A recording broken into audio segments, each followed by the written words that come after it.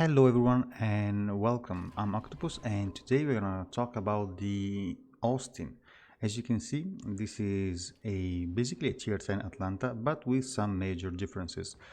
First thing first, as you can see, we don't have a radar. We do have plenty of consumables, but we don't have a deer radar. Instead, we have the main battery reload booster. This is one of the main differences. Of course, we have a heal since we are at tier 10, not at tier 7. And also we have the SAP. Fun enough, for an American ship, we do have the semi-armor piercing shells instead of the AP. So we do have SAP and HE. This ship is a steel ship. It is a special one. It's priced at 29k steel, so it's a very pricey ship, and we'll get into that later. As you can see, we are in a random battle. We're gonna see two battles in this video, some highlights from this battle and from a ranked battle. As you can see, just like Atlanta does not have a limited amount of charges of the AA consumable, this thing does not have a a cap number of main battery reload booster, and this is what happens when a destroyer is caught broadsiding this ship at kinda close range. This is what happens, and this is what is the ship really good at doing, which is deleting broadsiding destroyers that get caught within 10 12 kilometers from you, and they are not fast enough to react. But this is a a strength of the ship, in my opinion, but it is also the main weakness of the ship, in a sense that when you don't have the consumable available to you, and then this DPM is not really that great. I mean, it is not bad, but it is not super duper good either. Okay, and we're gonna see that later in this clip. But just keep in mind that this ship is not an easy ship. It is not an easy ship because, as we said, it has very good DPM when the perfect scenario happens, in the sense that you have a broadsiding ship and you have the consumable available, so you can sap farm them really good. But otherwise, I mean, it is a very challenging ship to play. You do have a lot of utility, in the sense that you don't have the radar, but you do have a lot of consumables and usable torpedoes. You have basically Fletcher torpedoes. You have 5 on each side, and they have 10.5 kilometers of range. So this is very useful. Another thing in which Austin excels is the AA. You do have very powerful AA. So absolutely do not underestimate the Austin as an AA platform. You do have plenty of flak, and your continuous damage is not to be underestimated at all. Also, you have the AA consumable on top of that. The guns. You do have, as we said, Atlanta guns, but there is a major difference, which is the weight of the shells. These shells are heavier than the Atlanta ones, so this means that you have much more of a flat trajectory when you try to shoot above the islands. This is good and bad at the same time, because this means that you have an easier time aiming and landing your shells on some targets that are in the open, for example, but you kind of struggle to lob islands, in the sense that when you are a little bit closer than you shoot to an island, then you are not able to lob that island anymore. So you heavily rely on positioning on this ship, because as we said, you do not have the best shell trajectory to lob islands. Also, another thing that you do not have is any kind of resistance or armor. You are literally made of paper. You are coated in 16 millimeters of armor, so everything basically overmatches you. And you do have a 32 millimeters belt, which can be useful, especially at close range, because you have a thin nose. So if happens to you to be able to angle just enough to bounce the shells, the AP shells fired at you on the 32 millimeters belt, this is a very good plus. But remember that everything that can overmatch your deck armor is gonna be able to deal significant damage to you at almost every distance, okay, and ignoring basically your angling. Another thing that you really rely on is the map. If it happens to you to be spawned on a wrong side of the map or on a map that is not suitable, that does not favor your ship, then your gameplay is going to be kind of screwed because you're heavily map reliant. So as you can see here, we are farming that Yoshino. I'm not using my main battle reload booster because I want to save it, because you're able to lob that island because we are far enough from the island. And as you can see, the DPM is not bad, but it is taking quite a while for us to actually, kill that Yoshino. We do have 8 seconds base reload. You can cut it down to 7 seconds with the reload mod. But, it is gonna take some time for you to farm down those ships. So basically, this is what happens to a Yoshino. And now let's see what happens when you have the main battle reload booster available.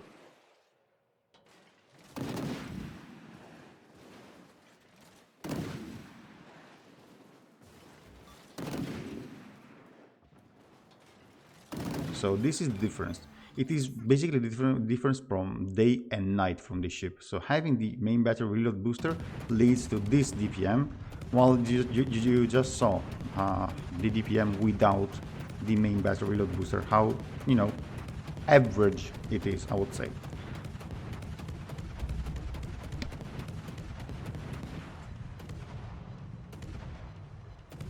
So to sum it up, we have a little clip, so you might actually appreciate the difference. The older guys between you might appreciate.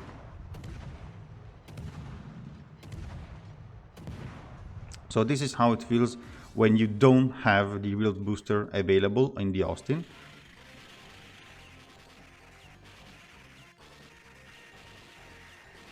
And that is what happens when you do have it.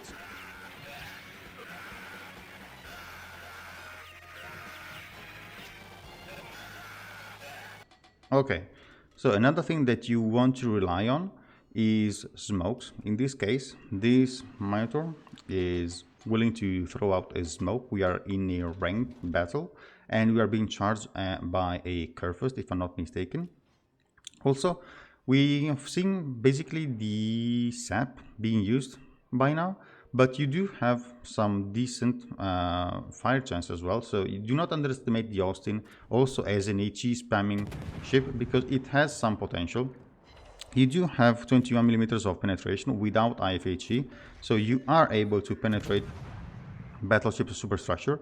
I will not recommend speccing into IFHE because, the parts that you are able to penetrate without IFHE are almost the same as the armors that you are going to be able to penetrate with IFHE, but this is going to heavily impact your fire chance, of course.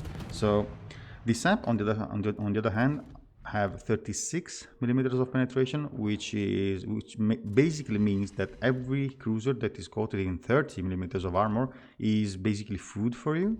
But of course, you're not going to be able to penetrate, I don't know, like American BBs, deck armor, or this kind of stuff. Anyway, the sap shells are the main tool that this ship has available to it, but it is not the only one, because you do have the torpedoes, as we just said before. Another weakness of the ship is the range. Range is fairly limited to 15 kilometers, and I mean, you can increase it with the range upgrade in the last lot, but I do recommend going for the DPM one. We are gonna take a look at my build in the port at the end of the video, but as you can see, every shell that actually hits us, it's basically damage. Doesn't matter if it is HE, AP, whatever. Here, as you can see, I will be spotted for a couple of seconds by a Kremlin.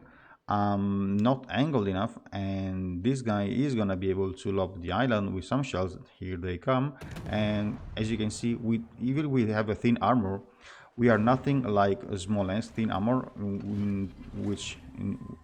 if you give broadside, you are likely to get overpanned instead of citadel. In this thing, you do get Citadel, and you do get Citadel hard. So high islands in this ship are your very best friend by far. So you do want to hug islands as much as you can. So is this ship good? In my opinion, yes, it is a good ship. It is also a very challenging one in the sense that you are not able to deal damage on your own. You do rely, as we said, on friendly smokes, island cover, and really good positioning. Also, the moment you are forced to actually run in the open, either you are facing not the best players that are not able to actually aim properly, and you are able to dodge most of the shells coming towards you.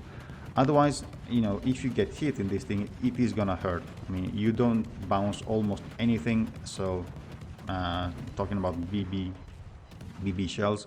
So absolutely keep in mind that you do not want to get detected in the ship, and you want to farm damage as much as you can from from cover, either the smokes or behind the islands.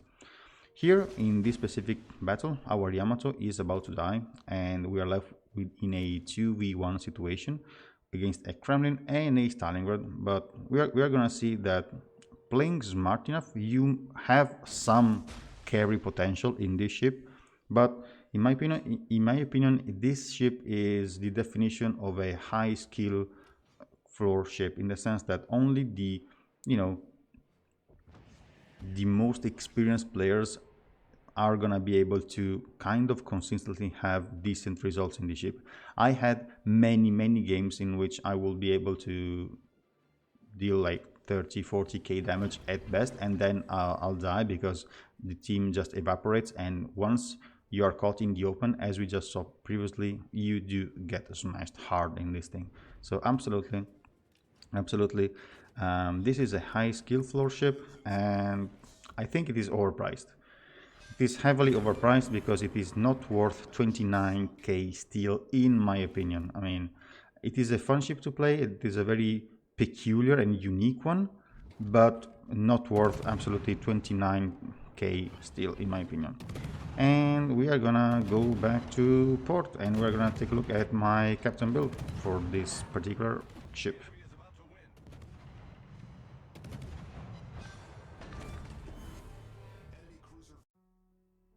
So these are the upgrades that I use on the Austin. Of course, you want to preserve your main batteries and your torpedo tubes. Here, if you have it, go for the hydro duration. Otherwise, go for engine room protection. Here, I go for better dispersion, even if I don't think this is actually very useful. You might go for torpedo modification 1. Then I go for propulsion, because you usually want to play around islands, and if you get caught, this might help you dodge some shells at least. Then I go for concealment, since running in the open in this thing with double rudder shift shenanigans is not gonna pay off, absolutely not. And here I personally use this one for better DPM, but if you're good enough at aiming and you want to play even safer, you can go for more range, even if on the longer the distance, the the longer it will take for these shells to actually arrive and to land. So the initial speed is not great. It is 808 meters per second, and the shell, the caliber is pretty small, and the weight is not that great either, so expect a lot of air drag. As you can see, 10% fire chance is not bad at all. Captain speaking, I go for last stand, priority target, adrenaline rush, concealment.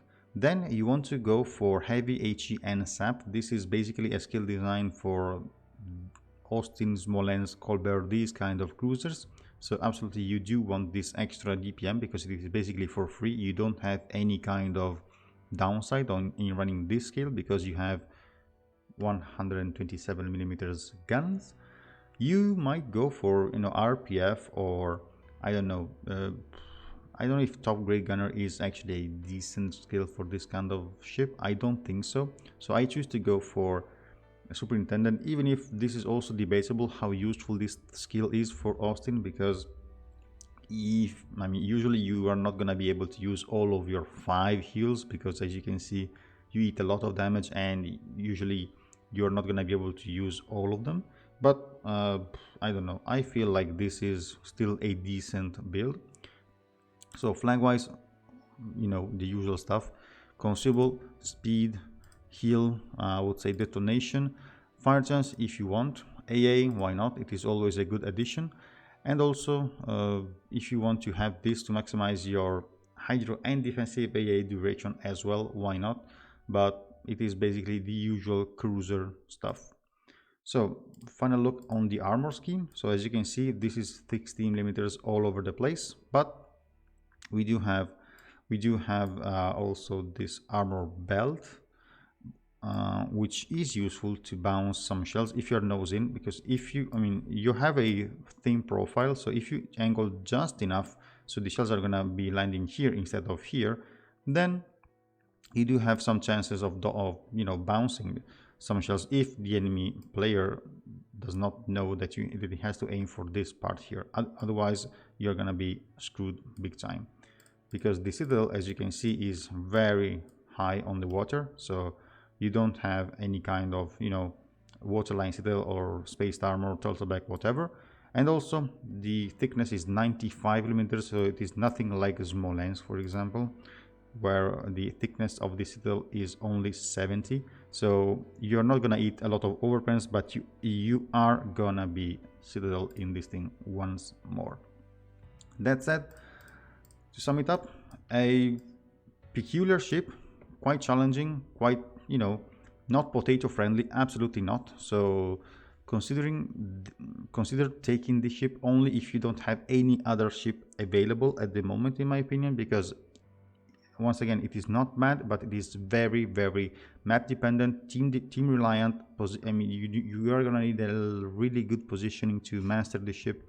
It shines when it is played in divisions. If you're not gonna play in division, nah. In solo random, I'm not sure. Also in ranked, it is questionable the actual value of the ship, or even in competitive. So I don't know. It's up to you. I mean, 29k steel, it is quite a lot for me, and I wouldn't recommend spending this amount of steel on this ship if there are some other decent choices available. That said, that was all for me, guys. I hope you enjoyed this video. I hope it is going to be useful for some of you, and I'll catch you next time. Goodbye.